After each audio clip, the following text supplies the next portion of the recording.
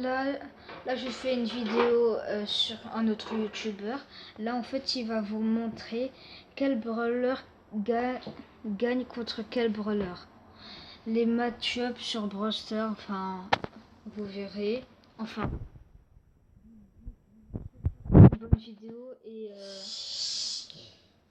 abonnez-vous. N'oubliez pas de mettre un like, hein. Et dites-moi comment vous avez trouvé cette vidéo dans les commentaires. Et sinon, bonne vidéo à tous. Et voilà. Et salut à tous, c'est Blood et aujourd'hui on se retrouve pour une nouvelle vidéo sur certainement la vidéo la plus intéressante pour progresser sur Rockstar. Aujourd'hui, on va parler des match-up entre les brawlers. Disclaimer, avant de commencer, c'est sûr que si vous êtes à plus de 16K, cette vidéo va vous paraître évidente, voire même si vous êtes à 10K. Mais elle est surtout là pour aider ceux qui ont du mal sur Rockstar et surtout pour se détendre. Donc voilà, prenez votre chocolat chaud, likez-moi cette vidéo et c'est parti.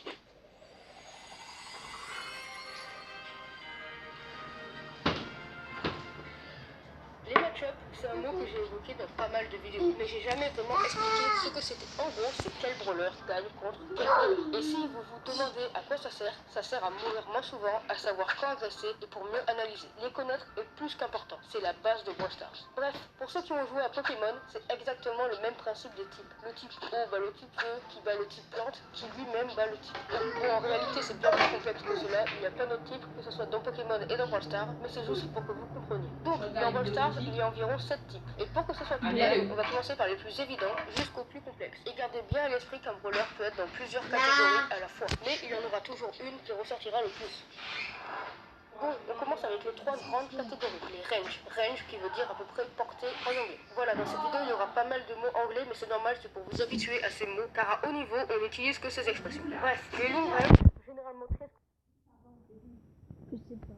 Comment ça, vous C'est-à-dire savez avec pas? peu de points de vie, sauf exception, et Allez, qui ont, comme leur nom l'indique, une grande portée et un moyen de faire des dégâts en restant safe. Ensuite vient les mid-range, qui sont pas nombreux, c'est généralement des brawlers agressifs qui peuvent s'avancer un peu plus avec un meilleur moyen de mettre des dégâts que le long range, et surtout généralement des dégâts de zone. Et ils n'ont pas forcément énormément de points de vie. Enfin, les close range, généralement des tanks, ce sont des brawlers qui font énormément de dégâts au corps à corps et qui n'ont pas du tout de portée. Ils ont une bonne santé et une bonne capacité de survie. Et pour les 3 quarts, ils sont plus rapides que la normale. Pour les 3 catégories de portée. Bref, les long range sont très forts face aux close range. Mais alors, pourquoi je te dis que c'est Les close range seront très forts face aux mid range car ils peuvent les toucher plus facilement. Et vous l'avez compris, les mid range seront très forts face aux long range. Mais bien entendu, Bon, là c'est ma cousine qui a parlé, hein, qui est en train de parler. Bon, déjà, on avait Donc c'est normal si exposé vous des n'avez pas tout entendu. Arcade qui rentrent dans la catégorie des combattants. Ce sont des brawlers généralement très équilibrés et polyvalents, qui sont le mix entre les long range et les close range. Ils auront certaines spécificités des close range et des long range à la fois, et parfois aussi des mid range, c'est-à-dire beaucoup de dégâts, des bons dégâts au corps à corps, des dégâts de zone, etc. Eux, ils seront bons contre la plupart des brawlers, mais de toute façon, on verra un peu qui gagne contre qui, qu'on aura vu tous les types à la fin de la vidéo, sinon on sera perdu. Vient ensuite les assassins. Ce sont des brawlers qui ont une bonne mobilité et qui éliminent vite leur ennemi. Ils n'ont juste pas d'atout pour plier un combat facilement. Si t'as pas tous les joueurs, ensuite, on a les fameux lanceurs. bon, pas tout, mais si tu n'as pas la moitié des joueurs, si tu connais pas la plupart des qui y a dans le jeu, tu peux pas faire des vidéos. Ils ont une bonne portée et une excellente capacité de zone, idéale pour contrer les mid-range et les tanks. Dans la vidéo Brawl Ball, il y a aussi les supports comme Jhin ou Karl. Alors Karl, lui, il rentre un peu dans toutes les catégories, mais c'est plus un support. Désolé si vous avez pas entendu, hein, c'est ma cousine qui a crié un peu, hein. Ils seront là pour embêter la team adverse et pour les faire reculer. En complément des supports, on a les healers. Il y en a que 2 dans le jeu, sans compter les star powers de certains brawlers comme Jhin. C'est des brawlers qui healeront votre team, généralement grâce au super, et qui sont presque là uniquement pour aider. Voilà pour les grands rôles. J'aurais pu parler des brawlers avec beaucoup de DPS, les invocateurs, les agressifs, etc. Mais bon, ça suffit je pense pour effectuer un classement assez pertinent.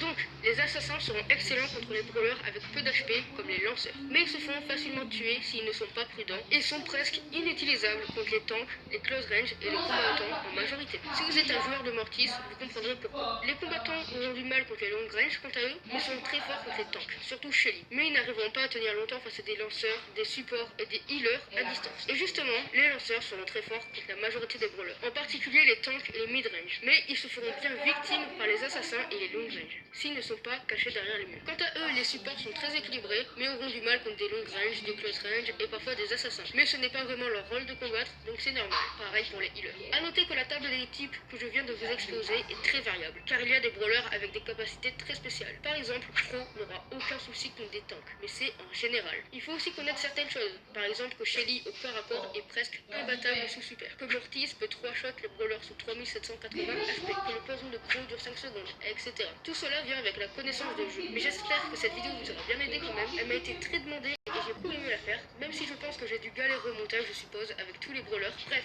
j'espère que ça vous a plu, n'hésitez pas à like, c'est extrêmement important, à vous abonner en activant la cloche aussi, et surtout pensez à activer toutes notifications, sinon ça sert à rien. Et je vous dis c'était Blarogue, à plus. Bon, là c'est la pub, hein. Alors j'espère que vous avez fait bonne vidéo et c'était Ocean Star, à plus.